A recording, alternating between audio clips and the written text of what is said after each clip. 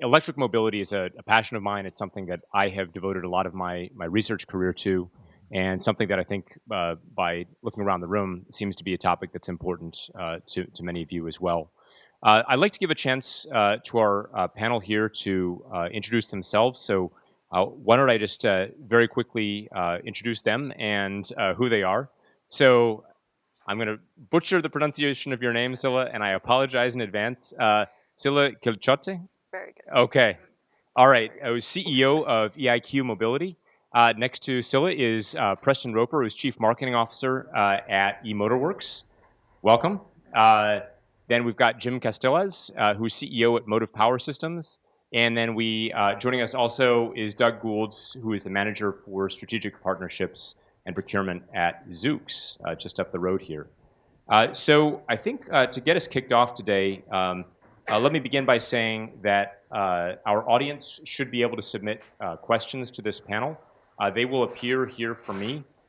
So it looks like the link is a little bit invisible here with the current lighting.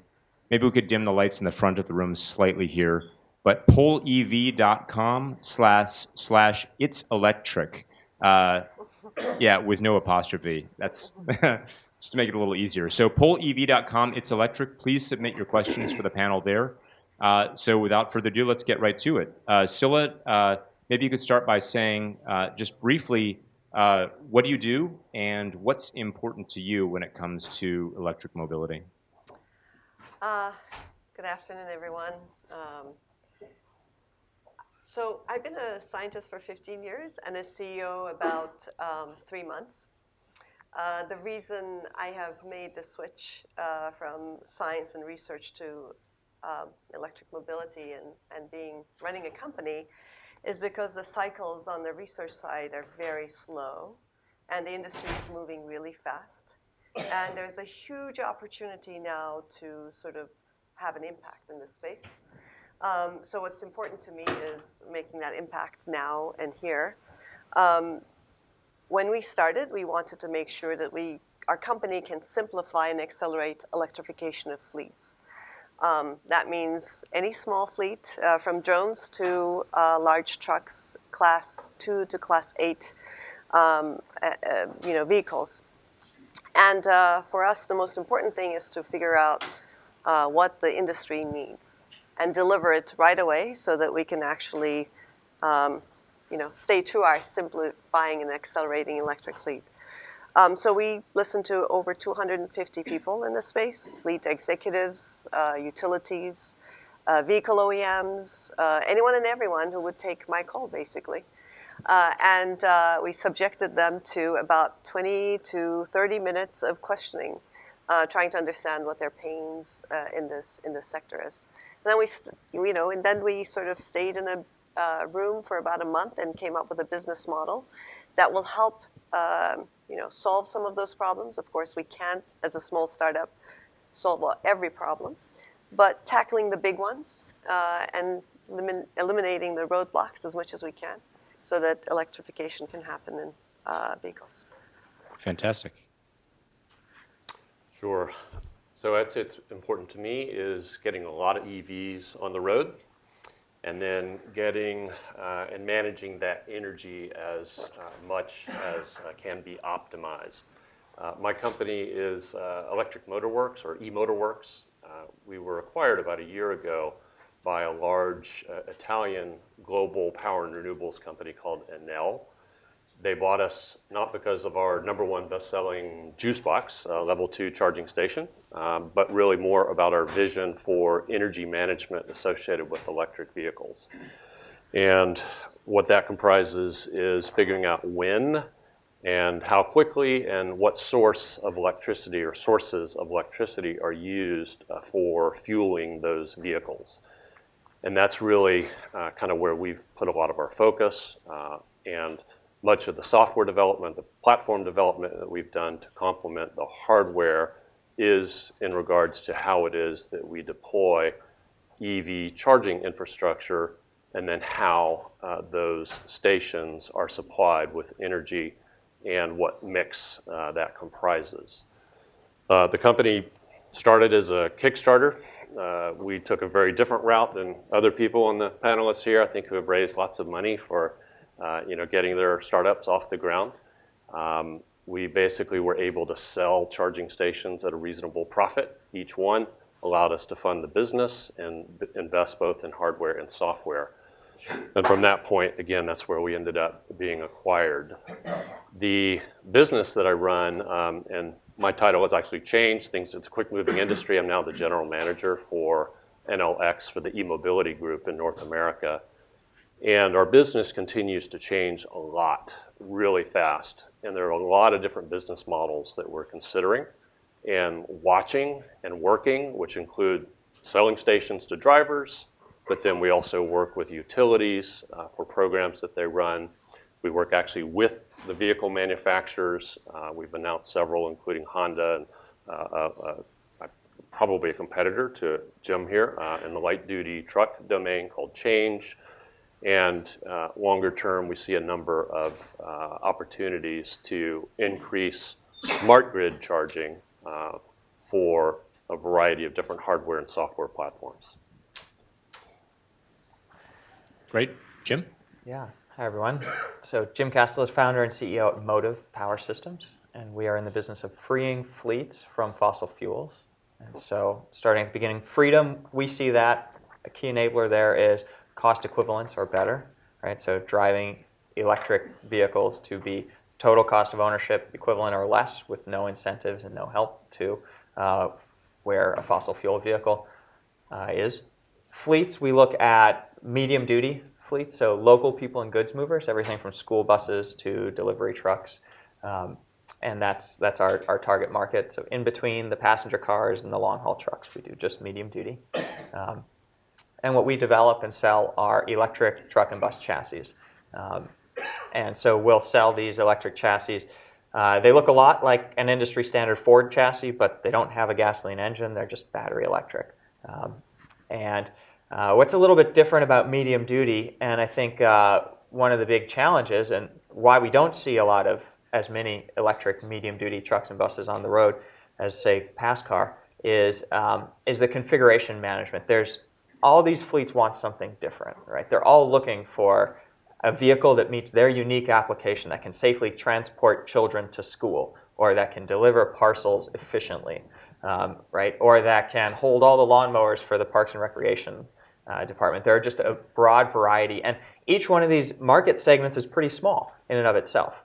And so I think in a really mature industry like internal combustion, you have a great standardization of parts and engines and and transmissions, and so you can use standardized parts, meet a variety of needs, everybody wins. Well, EV is a very nascent market, and I think a big challenge is figuring out how do you create a product that is both economical and scales and can leverage economies of scale in an industry that's relatively nascent. So Motiv is based right up the road in Foster City. We have about 65 people. We've been around 9 years, and we have vehicles, Motiv-powered vehicles using our chassis deployed all over California, mostly in California, but also more broadly in the U.S., in applications with the United States Postal Service, with a bunch of different school districts. City of Mountain View and Google have some shuttles, and various other city and parcel and linen delivery applications. Great, thanks. Doug? All right, thanks, Stephen. Just want to thank you and Katie for organizing today's event. It's a real treat to be here with all of you. This is my first energy seminar, but I can assure you it won't be the last. It's a really great group here. Let me tell you a little bit about Zoox. So we are developing the future of autonomous mobility today. So what does that mean? Our mission is to help you get from point A to point B more easily, safely, environmentally sustainably. So we're developing kind of 3 core things. One is the vehicle itself. It's a fully autonomous, zero-emission battery electric vehicle, and it's designed for ride sharing. And I can get a bit into that later. Also, we're developing the AI software that will help drive the vehicle. And then finally, the set of services that will let you hail the vehicle and then ride in it in some of the most complex environments in the road today. So we're a team of about 700 people right now, It's amazing when I say 700, pretty exciting. And that's across disciplines from software and hardware, vehicle engineering, product design, business operations, and more. We're driving in cities, suburbs, freeways, daytime, nighttime, fog, in the rain that we've all been enjoying recently. You name it, we're driving it. Basically, what my responsibility is to make sure that our fleet of autonomous vehicles has all the necessary infrastructure for it. So what does that mean? That means things like the factory or the capital equipment to help assemble, test, and then calibrate the vehicle. It also means having service centers where you can repair, maintain, and clean your fleet throughout the life of the vehicle. And then finally, and most relevant for today's discussion, making sure that we have the requisite EV charging infrastructure to power the vehicle. Great, fantastic. You know, when I hear the responses from the panel here, the thing that jumps out to me, obviously, is this is very clearly not personal cars, right? This is very clearly not the passenger car space, and that's really maybe where a lot of the tension has been, with Tesla just up the road, for example. This is, I assume, a conscious choice to avoid that space. Why is that? Why have you chosen to avoid getting into the passenger car space? No, it's a good question. If you don't mind, I could just start off, but I'm sure there's a lot of thought that's gone into this. When you look at the statistics, most cars are now basically idle for 96% of the day. They're in your garage, they're in parking lots, they're not being used. And so, why a lot of us are focused on fleets is we can get much better utilization out of these assets. So at Zoox, we're planning to have our vehicles driving on the road for the day into the evening, and importantly, it will be on just one charged worth of power. So it's a pretty big battery, which is why the focus on EV charging. But when you're using it, you pay for just that service. Then you get out and somebody else is using it, and they pay for that portion of the service. And most of these fully autonomous vehicles that you see being built today, if we were to sell them directly to consumers, they would be probably prohibitively expensive. It's a lot of very expensive parts on them to enable them to see, to sense, to be able to maneuver in their surroundings. And what we can do is we can take those costs and spread it over multiple different rides. So in fact, the ride that you'll be taking will be even cheaper than what you would get in a comparable ride-hailing app vehicle today. Jim? Yeah, I would say for Motiv, we saw a need that wasn't being addressed. I think if we are really looking at energy independence, which is at the core of what Motiv does, right? Freedom from fossil fuels. The medium duty, the truck and bus space is more dependent on fossil fuel than maybe any other sector of our economy, and there aren't a lot of good options out there. And I think we see a lot of creative momentum and progress on greening the grid and greening even passenger cars. But when it comes to the workhorse of our economy, these trucks and buses, there's a real need there, and I think that the route profiles line up well, right? These vehicles are used on a planned route. They return to a depot every night. So why aren't they electric yet? And I think there are some real technical challenges there, and we saw that as something where we'd be able to contribute as a small tech-based company and kind of help bring something into this market to be complementary to all the other efforts that are going into the decarbonization of our economy. Preston? So we actually do focus on drivers and homeowners and people who are purchasing vehicles as opposed to fleet usage. That's not to say that the fleet usage is not relevant. But earlier in my career, I worked in telecom briefly. And in telecom, it was important to time when you would deliver a handset to when the network would be available. This has become less critical at this point. But if you missed timing, you would lose everything. And today, rather than waiting for these networks, which I hope come very, very soon, and have the benefits described, we started selling directly to drivers who are purchasing vehicles for their use case, be it local or long distance. And that has allowed us actually to get into the market earlier without, as I said, a lot of funding required from venture capitalists, and basically to run our own business and to get into the production side and then actually the software side, more importantly, for grid services, which is basically a huge option value on what we do as a business. So I could talk more about that subsequently. Thanks. Sila?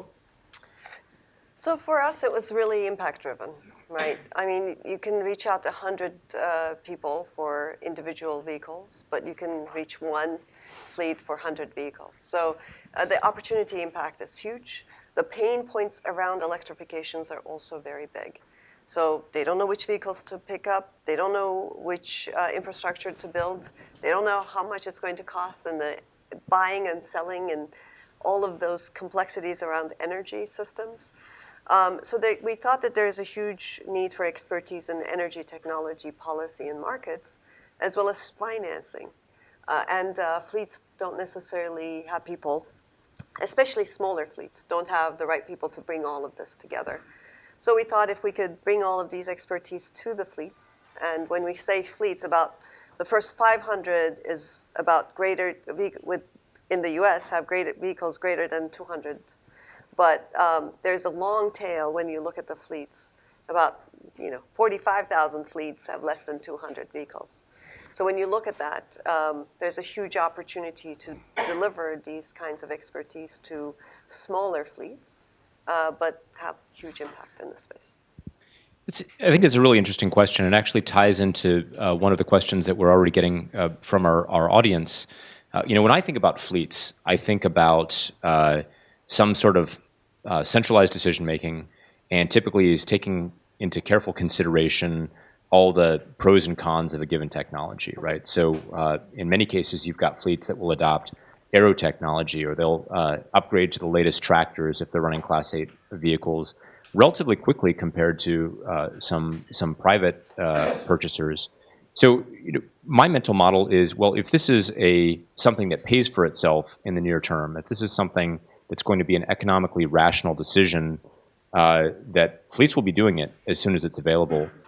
What you're telling me, what I'm hearing from the panel, is that very much that's not the case, that there potentially are stumbling blocks even for fleets that might be trying to make economically rational decisions. How do you reconcile those things? So our conversations with fleets, we found out that if they have electrified a number of vehicles, they had a lot of obstacles.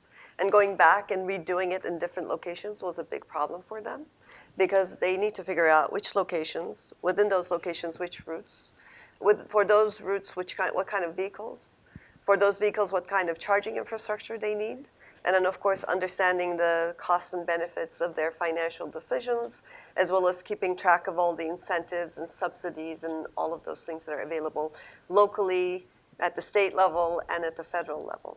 It's a big burden for them to be able to sort of collect all this information and make use of it.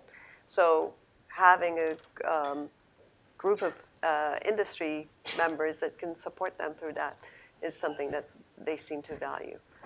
Those that haven't gone through their electrification journey, it's a daunting task for them, for most of them. Even though in the end it may make sense financially, just starting and understanding the entire process has been very difficult. Great. Jim, what's your way of thinking about this?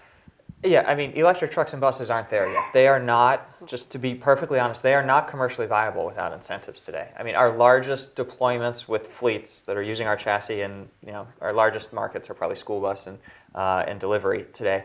The largest deployments are in the dozens, right? Like maybe 30. It's a big deployment, but it's backed by incentives, mostly CARB and CEC, and most in California. And New York has some incentives too. We're close, right? We're close to this point where we can have a reasonable payback period with no incentives, but no one's done it yet outside of maybe PassCar. And I think a lot of people have tried and have offered vehicles at competitive prices. A lot of those companies aren't around anymore, and a lot of them sound a lot better on paper, or maybe have a lot more vehicles on paper than they do on the road. And so we're really at this pretty key inflection point. And I think if you look at why aren't there more electric trucks, like fleets want them. Fleets have been piloting electric trucks for a decade. Pilots haven't always gone well. Like they found that these in the past maybe weren't as reliable as what they needed to roll out vehicles beyond that pilot. And I think what's really exciting about where we are in the inflection point is we're seeing the economies of scale developed in pass car, drive, truck, and bus. Which truck and bus always, technology is always kind of a little bit behind pass car in the truck and bus world. And we're seeing that for electrification too. And so, as one example for Motiv in particular, we're now using battery packs from the BMW i3 on commercial vehicles. BMW's produced 120,000 of those packs, right? Nobody has that scale in the truck and bus world. And so if we can ride on that, I think we're starting to come down those cost curves, and we're close, but we're just not there. If you're a fleet and you want to buy 1,000 electric trucks today, you can't do it if you want to do it economically or at all, actually. So one of our audience questions actually tries to push a little bit more on this point, Jim. Specifically, the question is about the vision of the time frame for TCO equivalents on EVs compared to hydrocarbon-based vehicles, and specifically by application segment. Obviously, depending on pack size, depending on fuel consumption, that payback period might be different. You mentioned the term inflection point, which would seem to indicate you think that maybe we're close. What's your way of thinking about that? I think within the next 2 years, we'll be able to, help fleets in a variety of these segments justify payback periods of in the, 2-ish year range, maybe 2.5 or 3 year range with no incentives. Today with incentives, in certain segments like school buses, which are a little more incentivized, you can get payback periods of negative or zero time. I mean, you can buy vehicles for maybe less than fossil fuel. But I think if we want to get away from incentives, then we're probably we're not far, probably 1 or 2 years. But that technology that exists. I mean, you look at battery prices in something like the Tesla Model 3, and if you could translate those, even with a bit of a markup, I mean, there's room there on what is being done on battery pricing today to make economical 2 to 3 year payback electric trucks. But there's a lot between here and there that has to be kind of developed and validated. And we're building hardware, big, heavy, complex vehicles, and so it takes time. Fantastic. I think if you look at all the reasons why deployment of EVs in a fleet sense might make more sense than in a private context, Sila, you certainly have brought up a couple of them. We think one of those things is about the ability to control when and where these vehicles charge, right? So you have much more precise control over a fleet certainly than you would over how millions of private vehicles would be used. When we think about the way that integration is being done, we can think of maybe controlled charging. So it could be something as simple as turning the charger on and off. We also can think about going maybe a step beyond that and using those vehicles as distributed energy resources, right? So a question here specifically is on this topic about getting beyond just controlled charging and starting to look a little bit more at V2G, right? Preston, the question is specifically for you. Have you done any work specifically in this V2G space? And if so, what are your reactions to it? Should it be a reality? What are some key challenges? Sure. So it will happen, and there have been a number of pilots, and there's any number of people, I'm sure, including here at Stanford, who have written and done studies about V2G, and it still remains pretty much a research project and in the research phase. We've done specifically work enabling V2G charging with our platform. It's called JuiceNet. Everything we do is juice in some form at eMotorWerks or ENEL. And the stations that we've controlled with V2G, basically, it effectively doubles the resource that's available for distributed energy management, load management. So if you're running a demand response program, or if you're looking at participation in a market in terms of wholesale or retail energy, or perhaps you even want to do sort of frequency regulation, so-called ancillary services, it doubles the capacity more or less for what you can do if you go V2G. That said, with V1G, which is where we predominantly focus today, again, because of the timing element, it will come, it will happen, it does make sense. But in a moment, I'll talk about some of the limitations for actively developing V2G and deploying that in a broad-scale fashion.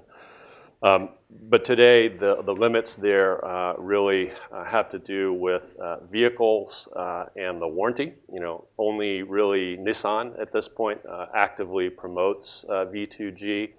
The additional elements are it requires some additional hardware, wherever it is that you're locating to convert power and also to get it to the right conditions for putting back onto the grid.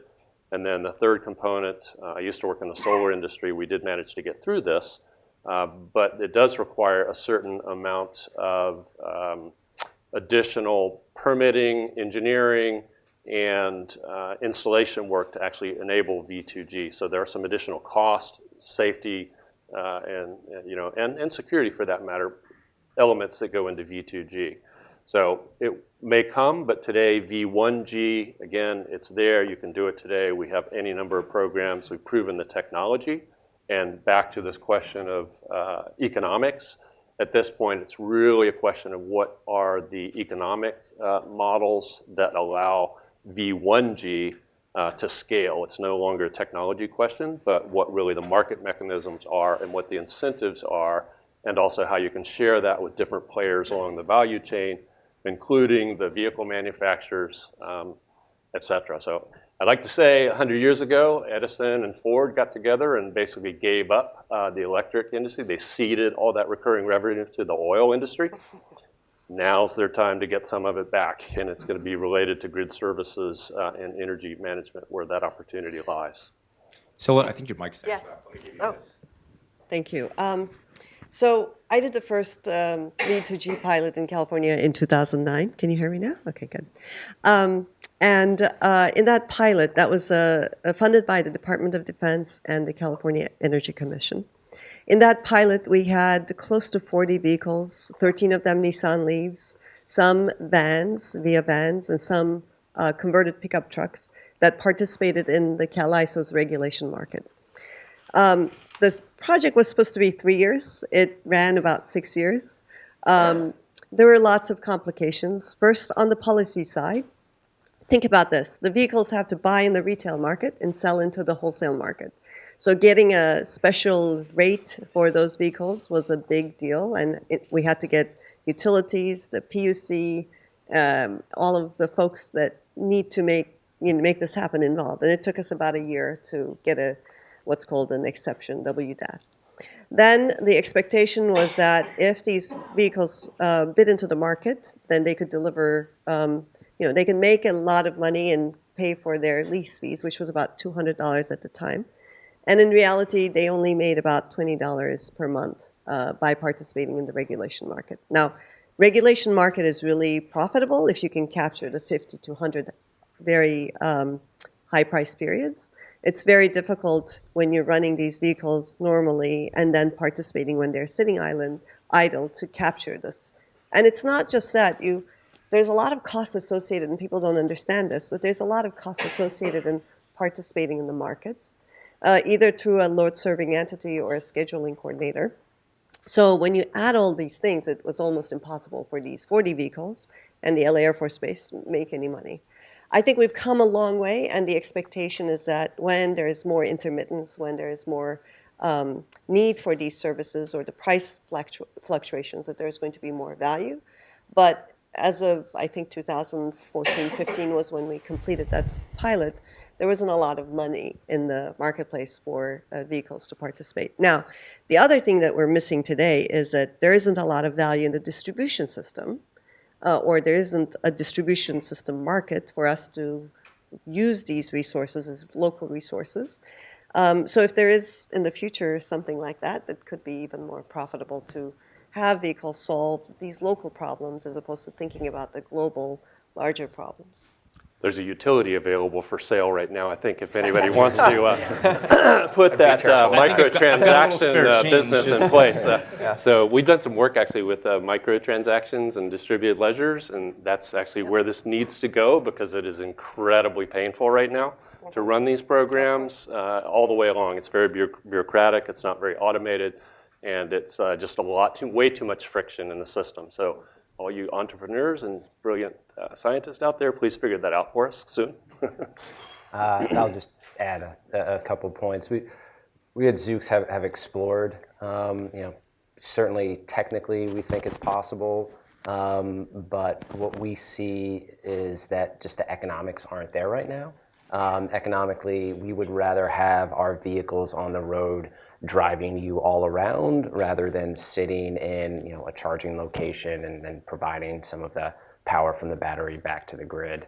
One of the things that we think will enable that and give us kind of more flexibility to do so is the fact that we will be planning to drive most of the day and then into the early evening, and again on just one charge. And so that leaves time in the, I'd say from 11 p.m. through the early morning where we can then charge our vehicles. And as most of you know, that's when we're looking at off-peak hours and rates. It's the most economic time to be charging the vehicles, and that's not the time where the grid really needs our power anyway. Great. So for the one entity here that really has potentially top-to-bottom control over a fleet, you don't see V2G as playing a huge role, or regulation is playing a huge role in your business then? V2G, not right now. Certainly we think that, who knows where the future will take us. I'm encouraged by different, folks really focusing specifically on, EV charging for the fleet market. We're all discussing today, and even, that utility that shall remain nameless, even they have a program focused on EV infrastructure for fleets specifically. And so, yeah, we're definitely, like Jim mentioned, there's tipping point upon tipping point, and I think for the electrification of fleets, this is a very opportune time. We should look at how much it would take to incentivize your car to actually plug in for a couple minutes to put power back into the grid at 4 o'clock when the air conditioners are hitting and peaks are hitting.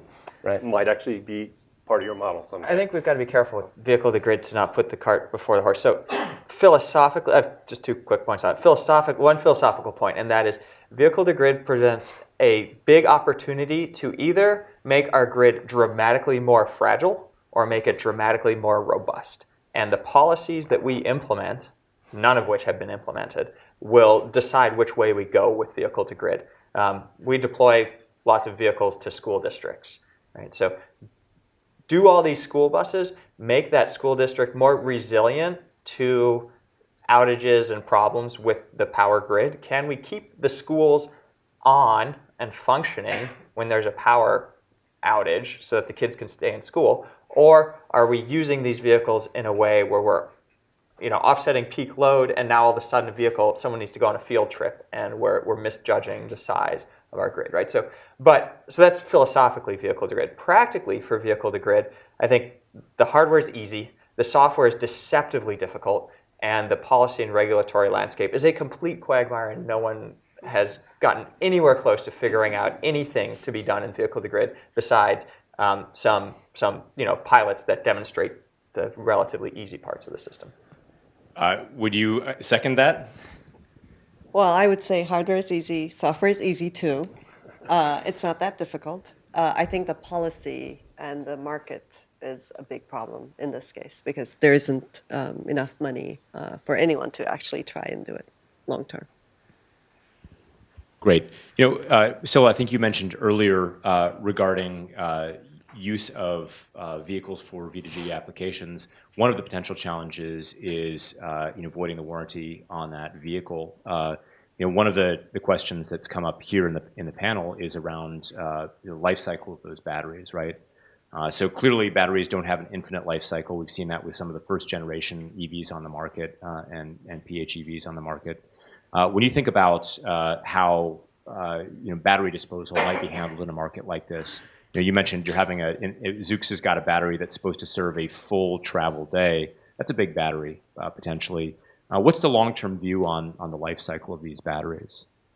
Yeah, we've done a lot of analysis of the life cycle of our batteries, and one, we needed to make sure that our battery was large enough so that we could drive around without veering off, finding a charging location, and honestly, not being able to drive our customers around where they need to go. That's our primary focus.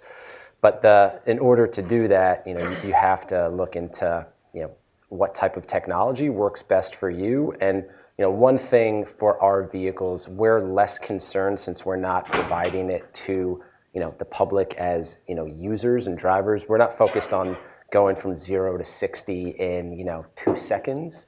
So there's a lot of things that we can do to really, moderate the usage and, make sure that these batteries can last longer than maybe, some other folks that are out there. I'd say, there's a lot of interesting uses for, you see batteries being used in, kind of charging locations after their use, like Nissan Leaf, batteries are then used for storage on site. So I think that there's a number of different ways, even after they may not be viable for a vehicle, that we could still use them, and we'd be open to exploring all of those. Preston? Yeah, I'm glad to hear that you're not focused on 0 to 60 in 2 seconds. The first time my autonomous vehicle does that to me, I'm probably getting out as soon as I can. So, there's always the emergency stop. In terms of the second life batteries, that's absolutely correct. So a lot of the services that we're talking about and the policy that goes in will actually be enabled less so from the vehicle itself, but more from the site where the charging happens. And that could be, in the vehicle, but it's also outside the vehicle. And this is going to be a critical component, because what people probably don't realize in all cases is when these cars show up, and particularly if it's a sort of a peak period or you've got a lot of vehicles at once, that's a heck of a lot of energy that's required at a very central location. And even getting that to the point early on where you're installing systems where you've got that big of an electric pipe, so to speak, to bring in the electrons is difficult. And then putting it back in, you actually may not want to necessarily, again, do that from the vehicle, but from the site with additional batteries, which will definitely include, second life storage. But those batteries are available for all these services that Sila has spoken about. So we at EIQ have been thinking about delivering electric fleet as a service. This is everything but the drivers, right? So if we're going to own the vehicles, if we're going to own the charging infrastructure, we need to deliver a set of services that really manage the high value assets. In the car, in the vehicle, it's the battery, and battery management, tracking its use, and then quantifying its health at the end of its useful life is extremely important for us. So we're developing a set of services that allow us to track the battery duty cycling, track the health of the battery, and understand its conditions that it was used in, so that at the end of its useful life, we can categorize it as being appropriate for recycling or grid services or another vehicle. My counterpoint is we don't see any market for second-use batteries today, and it's because battery pack prices are coming down too quickly. We're still on that curve, and if every year your battery packs are dropping 15 or 20%, by the time you get to a second life application 5 years after you deployed the battery, even if you only want a 20% residual out of that, you're now comparing a 5-year-old battery that you can buy for 20% of its original purchase price against a brand new battery that isn't all that much more expensive than 20% of the 5-year-old battery and is a brand new asset. So until we start stabilizing on that battery cost curve, there's no point really in looking at second life. But we will stabilize. We'll get that stabilized, and then I think we can look at battery second life. Okay, so some refreshing honesty there from our panel. So, I mean, that's, frankly, it sounds like the opportunity for making a second business out of those batteries may just not be there for a while until the prices stabilize. Yeah. Okay. Well, great. So we've got quite a few questions coming in from our audience, and I want to make sure that we get to them. There have been a few related to regulation, right? So this is transportation, obviously, a highly regulated business. Energy sector, also a highly regulated business. So specifically, the question is, what are some ways that you expect government regulation to help and or harm deployment of electric vehicles and infrastructure in the next decade? Maybe I could start on that. So there's an open rule right now in CARB, the zero emission powertrain rule, right? And CARB is trying to figure out how to regulate heavy electric vehicles. And I like their goal. Their goal is initial deployments, these vehicles don't seem as durable and reliable as their internal combustion engine brethren. How can we do that? So they're considering legislating OBD2 into electric vehicles, so OBD2, if you don't know, it's a diagnostic standard for emissions testing.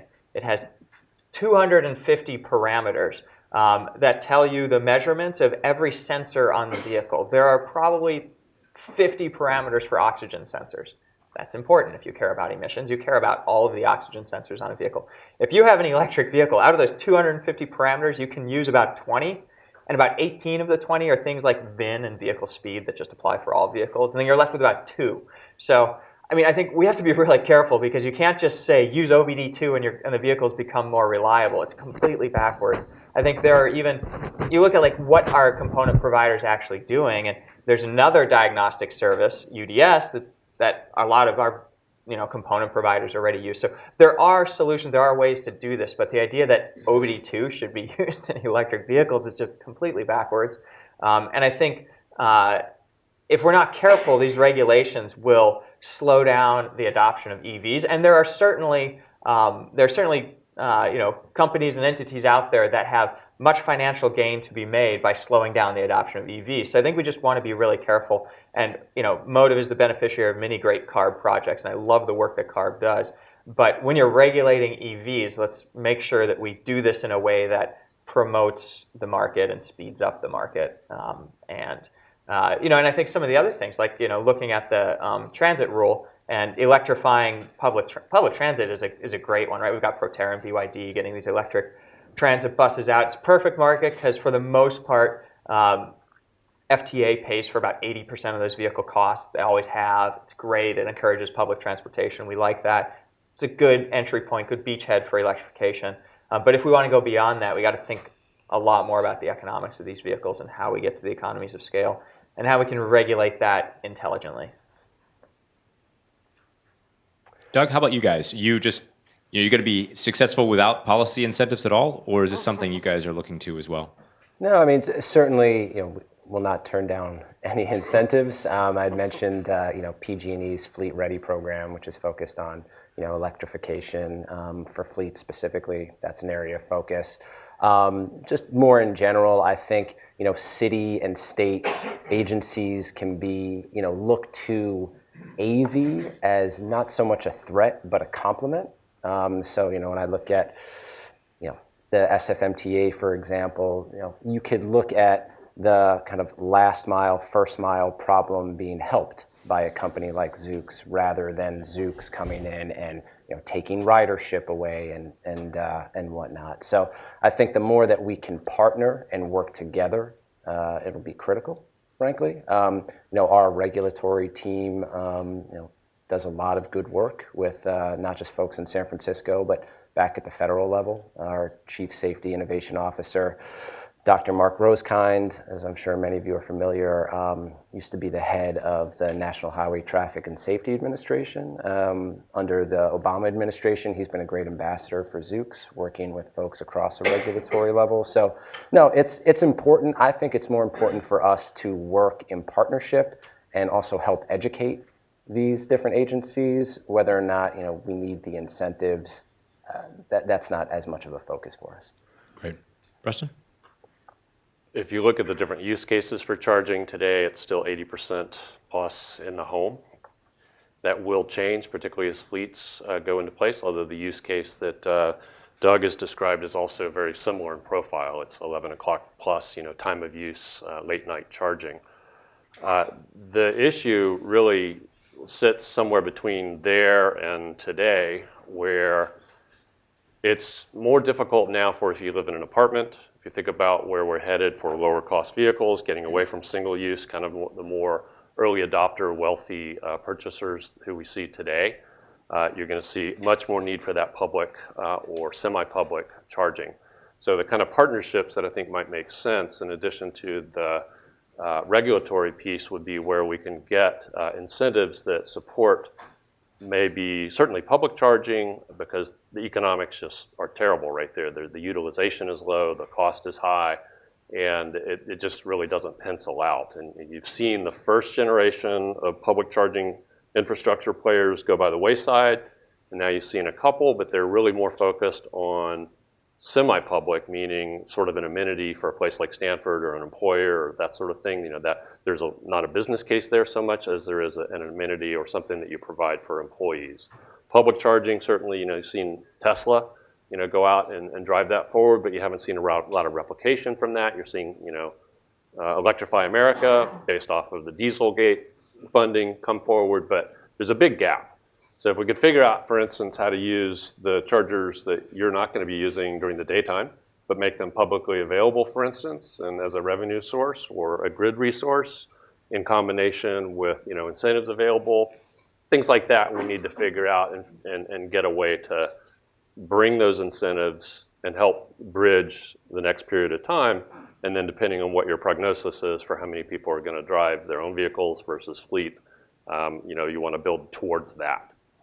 So I think we only have a short time remaining, and so I'm going to use my moderator privilege and triple barrel some audience questions that I feel are roughly in the same domain here. When we think about this space, there's some terms that you hear quite frequently, things like wireless charging, fuel cells, battery swapping are kind of three technologies that you hear a lot of talk about in this space. So I would ask you, maybe each of you, to say, are these irrelevant to your business? Are they enabling for your business? Are they competing with your business? What's your take on these? Which ones were there again? I would say fuel cells, wireless charging, or battery swapping.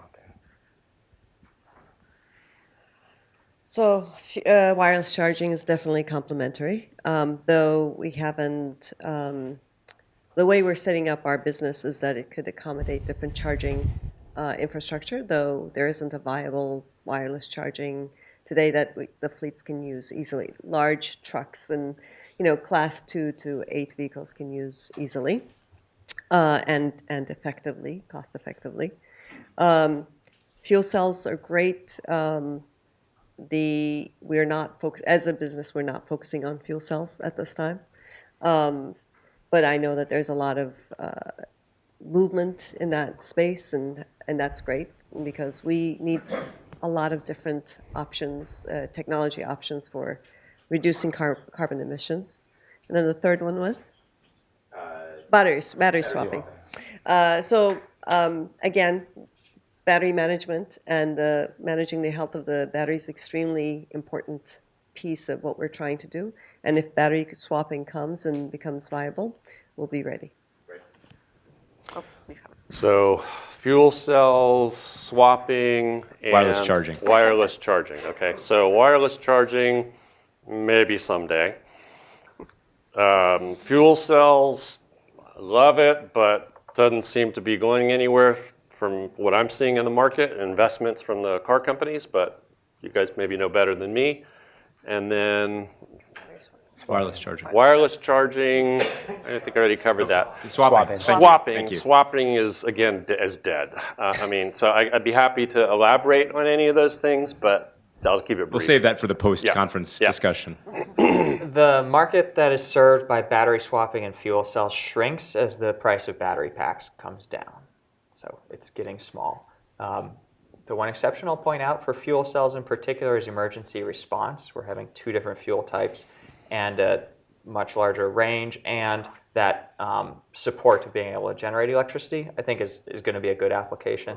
On wireless charging, it's really about the operations of the fleet and whether the cords are a big deal for them or not. But I would say it's more tactical than strategic in the larger scheme of the rollout. Great. Doug? Yeah, fuel cell, less relevant. Battery swapping, looked at it, the infrastructure is expensive. Last time I was in China, saw some really interesting battery swapping stations that can literally be put, in the middle of nowhere and used. Those are expensive, and then you have to deal with, things like warranty and other safety issues. So also some concerns there. I think wireless charging is interesting. Not right now where the technology is. We're more dependent on, DC fast charging. But certainly as time goes on, I think wireless charging could be used for things like, autonomous charging. So if you have an autonomous vehicle and you want to charge autonomously, wireless could help you do that. Fantastic. Doug, I think you mentioned China there, and if you look around the world at places that are taking the lead in EV deployment, at least in the private side, China's got huge rollout of electric vehicles. Maybe for the panel, what is China doing right? What are they doing wrong when it comes to EV policies? For instance, Stanford's, I think, primarily acquiring BYD buses, but there is a two-year wait for them. What's your reaction? What can we learn from China? Sila?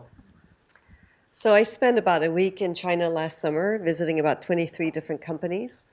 There are about 300 to 400 commercial electric vehicle types coming out in China, which is huge when you look at it today.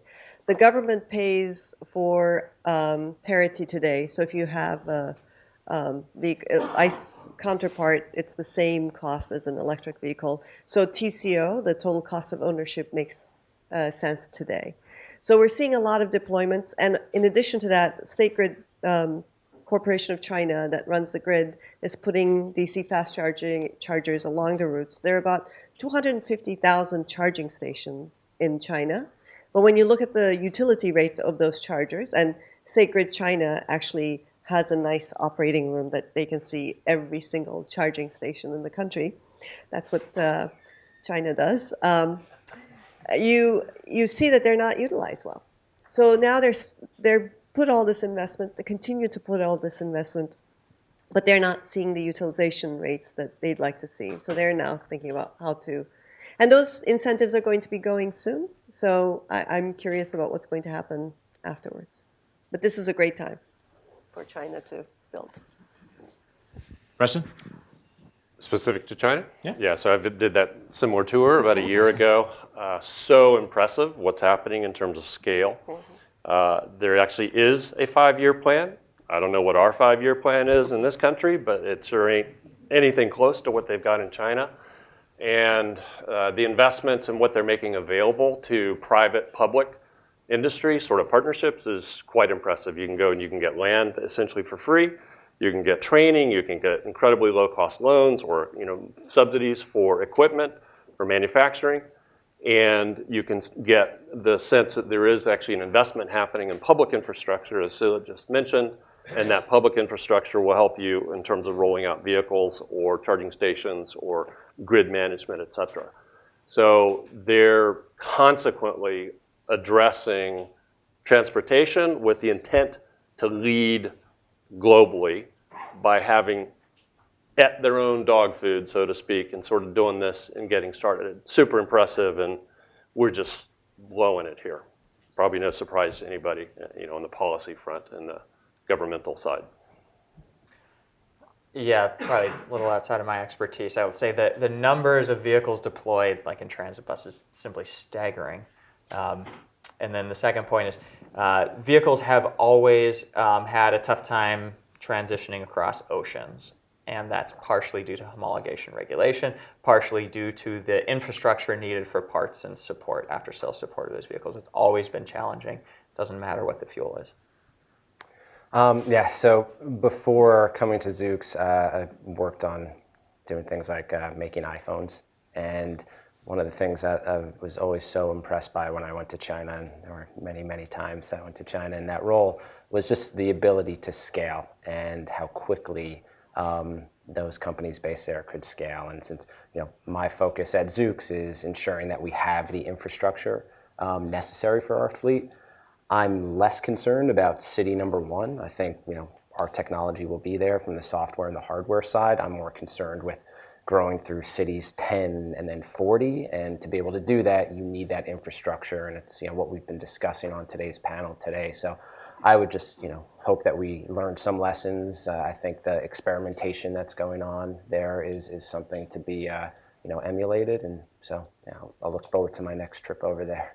Great. Well, I think we only have a couple minutes left, so maybe let's just leave it with this. Obviously, many of you have identified key challenges in this industry, and that's why you're doing what you're doing. You're trying to address some of those challenges. In terms of crucial next steps for some of the people in this room, what are the crucial next steps that others should be working on to advance the deployment of critical charging infrastructure in the U.S.?